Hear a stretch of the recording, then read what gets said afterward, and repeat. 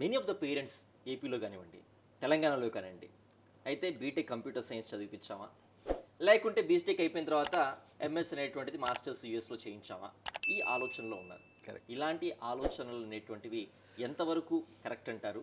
So students కానీ parents కానీ ఏ ఏ అంశాలు ఆలోచించాల్సిన అవసరం ఉంటుంది సార్ వారి కెరీర్ని రైట్ పాత్లోకి తీసుకెళ్లాలనుకుంటే? ఒక గట్టి మాట చెప్తాను సార్ నేను. ఇది మీకు కాదు, ఈ పర్టికులర్ ప్రోగ్రామ్ చూసే అందరు పేరెంట్స్కి, అందరు స్టూడెంట్స్కి. If you look at after second world war, Japan got devastated. Okay, all of us know. And Japan was rebuilt by the people of Japan. Nobody from outside came and rebuilt it. And Japan is now known as a wonderful country for technology. నేను చాలా కాలం క్రితం 2000లో జపాన్లో ఒక 2 years spend చేశాను. అక్కడ మీరు టోక్యోకి వెళ్ళి ఒక ఎలక్ట్రానిక్ షాప్కి వెళ్ళి అక్కడ కెమెరాస్ చూస్తే నైకాన్ camera, they put 2 models, one made in Japan, one made in China. The rates are different. They say you decide which one you want to take. You want a better technology, you take a Japanese camera. Okay, so ఆ కాన్ఫిడెన్స్తో వాళ్ళు మాట్లాడగలుగుతున్నారు. Okay, అది జరగాలి అంటే technologies develop అవ్వాలి ఒక కంట్రీలో. Okay, if a country wants to become only a service sector country, computer science I will to a large extent will call it as service sector. Okay, ఫిన్టెక్లోకి వెళ్తారు వీళ్ళందరూ.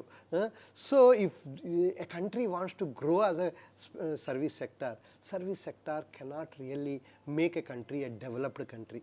మన ప్రైమ్ మినిస్టర్ గారు వికసిత్ భారత్ అని మాట్లాడుతూ ఉంటారు.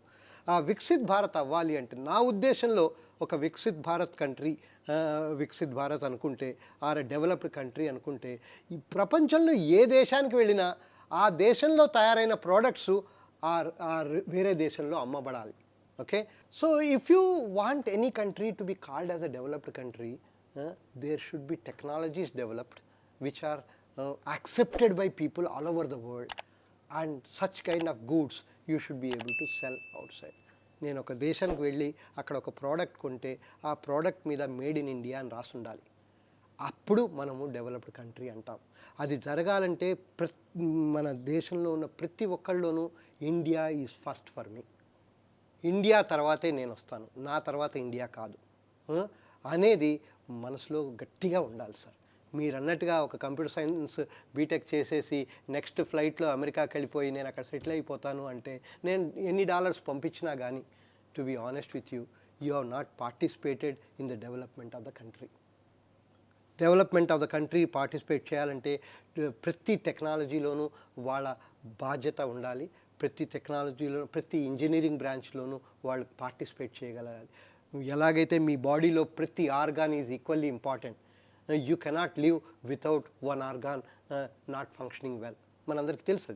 అలాగే ఇంజనీరింగ్లో ప్రతి ఫీల్డ్ ఇంపార్టెంట్. ఇన్ఫ్యాక్ట్ ఐఐటి హైదరాబాద్లో 5 years back, as soon as నేను జాయిన్ అయిన తర్వాత we removed branch change option. At the same time we created a number of double majors, minors, so that నీ డ్రీము ఒక పర్టికులర్ ఫీల్డ్లో చేయాలనుకుంటే అది కూడా చెయ్యి. అట్ ద సేమ్ టైం ప్రతి బ్రాంచ్లో ఉన్న గొప్పతనం ఏదో, I'm a proud metallurgist, very happy to be a metallurgist. Okay, metals, in fact I go to the extent to say in the whole world there are only 2 things, one is spirituality, second is materialistic. So materials are as equally important. So అలా ప్రతి field important కాబట్టి ఈ ఫీల్డ్స్లోకి ప్రతి student రాగలగాలి. ఒక mechanical engineering లేదంటే ఒకరోజు మనం అన్ని కాలేజీల్లోంచి సివిల్ ఇంజనీరింగ్ క్లోజ్ చేసుకుంటూ వెళ్ళిపోతే ఒకరోజు after 10 years if you want to build a road you may have to import people from China or Taiwan or somewhere. ఆ స్టేజ్కి రాకూడదు ఇండియా. ఓకే, సో అది ఇంపార్టెంట్ సార్. అది చేయగలిగితే డెఫినెట్గా ఆ ఫీలింగ్ నేను నా దేశానికి ఉపయోగపడగాలి, నేను నా దేశానికి ఉపయోగపడితేనే ఆ దేశం అనేది డెవలప్డ్ కంట్రీ అవుతుంది. ఇప్పుడు if I go out and say I am from IIT Hyderabad, if somebody says wow, ఆ వావ్ ఎట్లా వస్తుంది సార్? ఆ వావ్ రావాలంటే ఆ ఐఐటీలో హైదరాబాద్లో ఉన్న ప్రతి ఒక్కళ్ళు గట్టిగా పనిచేస్తేనే ఆ వావ్ వస్తుంది. నేను వేరే దేశానికి వెళ్ళి నేను ఇండియన్ నుంచి వచ్చాను అని చెప్తే వావ్ అని ఒకళ్ళు అనగలగాలి సార్. అనగలగాలంటే ప్రతి ఒక్కళ్ళం కష్టపడాలి. ఓకే, నేనేదో నా గురించే ఆలోచిస్తాను, నా ఫ్యామిలీ గురించే ఆలోచిస్తాను అనుకుంటే దేశం ఎప్పుడు బాగుపడదు. This is my view.